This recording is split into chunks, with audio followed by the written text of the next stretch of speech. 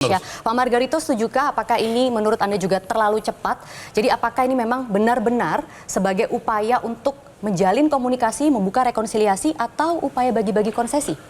Begini, itu selalu urusan politik dan itu bukan urusan saya. Tanggapan, tapi kalau Pak Margarito sendiri menilainya? Begini, Anda coba cek pidato Bung Karno tanggal 1 Juni 1945, Anda cek pidato Bung Hatta tanggal 31 Mei 1945, Anda menemukan di situ persatuan. Ketika Bung Karno merancang Pancasila itu, dari Pancasila, terus Trisila, Ekasila, lalu diperas lagi. Apa Bung Karno bilang? Gotong royong. Ya, satu. Anda cek pidato Supomo. Supomo bicara tentang materialistik, negara integralistik. Intinya adalah dia bicara tentang gotong royong, kemakmuran rakyat. Supomo. 31 Mei 1945, Bung Karno 1 Juni. Mari kita lihat bangsa ini. 1949 kita pecah jadi federal. Lalu Mei 1950, kalau tidak salah, Pak Natsir itu mengajukan mosi yang dikenal dengan mosi integral. Dan 17 Agustus 1950 kita kembali menjadi negara kesatuan. 58 kita itu pecah, ya kita pecah, hampir pecah. Dan akhirnya kita dekret kembali Pancasila, kita kembali, kita lagi bicara mengenai negara kesatuan. Ya, dengan gotong royong dan segala macam. Itu satu kategori. Yang kedua, Profesor Siti pasti ngerti, pemilu presiden tahun 1801 di Amerika Serikat itu menempatkan Thomas Jefferson, John Adams, Van Buren, gitu ya. Itu pemilu terkacau pertama di dunia.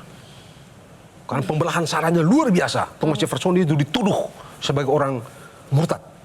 Karena dia orang yang sangat proteksi, sangat mengagungkan human right, dia bela itu Yahudi, dia bela Islam, dia bela semua agama itu. Dia dituduh macam-macam.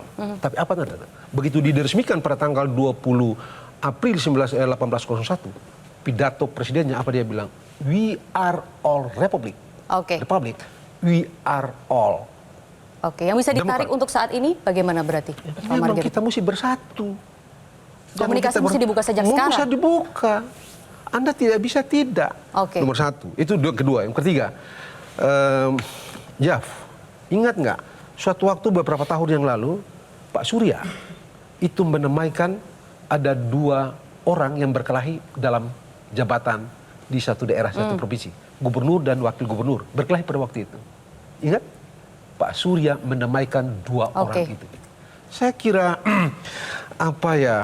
dalam konteks itulah kita mesti lihat peristiwa Pak Surya memberi ucapan selamat, dan setelah itu disambut oleh Prabowo dengan mendatangi Pak Surya, bicara sebagai sahabat, sebagai kolega, sebagai ya biasa lah gitu.